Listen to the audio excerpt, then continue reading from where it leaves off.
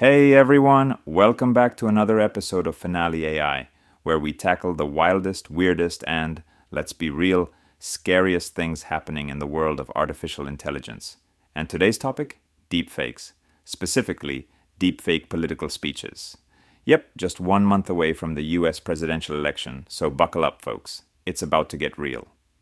This is a hot topic across AI labs, media outlets, and, well, society in general. The research paper we're diving into is titled Human Detection of Political Speech Deepfakes Across Transcripts, Audio, and Video, which is basically a fancy way of asking, can you spot a fake speech when it's right in front of you, whether you're reading it, hearing it, or watching it? The authors hail from Northwestern University and MIT. As always, you can find the full paper in the episode notes if you want to geek out even more. So, why did I pick this one? Because the core idea is super timely. Does how we consume political speeches, whether we read, listen, or watch, affect how good we are at spotting a deepfake? Most of us think video is the most convincing, right? Well, this study put that theory to the test. It's that old saying, seeing is believing, right? But is it? Let's find out. To investigate this, the researchers ran 5 pre-registered experiments with over 2,200 participants. They didn't hold back. They mixed things up with different percentages of fake speeches, used voice actors versus text-to-speech, because apparently that's a thing now, and presented the speeches in text, audio, video, and combinations. A pretty deep dive, huh? So what did they find?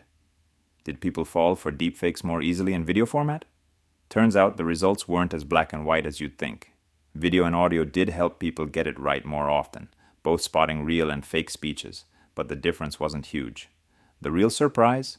Audio and video together made people way better at catching the fakes than just reading the speech. Wait, so it's not just about what we see? Audio matters just as much? Yep, it's not just what's said, it's how it's said. Tone, inflection, those little audio cues? Turns out they're just as important for figuring out whether someone's pulling a fast one.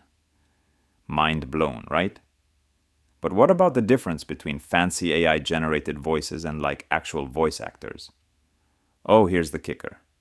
The deepfakes made with state-of-the-art text-to-speech were way harder to detect than the ones with voice actors. It's wild how far this tech has come.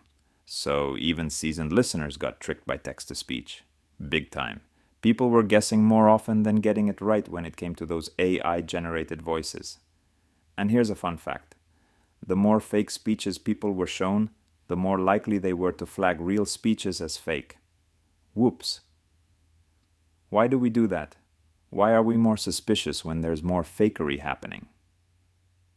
Well, people aren't expecting everything to be fake, so when the fakes are coming thick and fast, they start questioning everything, even the legit stuff. You do it too.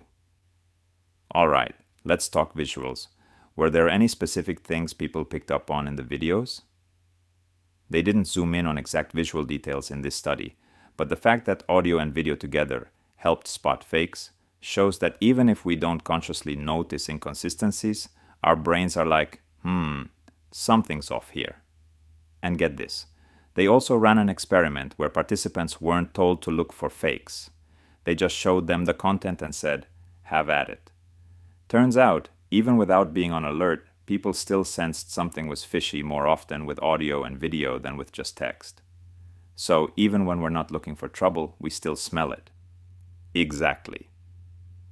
Audiovisual cues are sneaky like that. They get us thinking, wait a sec, is this for real? Even when we're not actively questioning it. So, what's the big takeaway here? Well, for one, how we consume information matters a lot more than we think. This study makes it pretty clear that audiovisual content gives us a better shot at figuring out what's real and what's fake. But it also shows we've still got a long way to go when it comes to spotting high-quality deepfakes. Oh, and let's not forget, media literacy is key. Knowing how to question what we see and hear is more important than ever. And there you have it, another mind-bending episode on how AI is messing with our ability to spot fake news. As always, this isn't just a podcast, it's a conversation. So drop your thoughts, questions, or wild conspiracy theories in the comments below, and let's keep chatting. Catch you next time.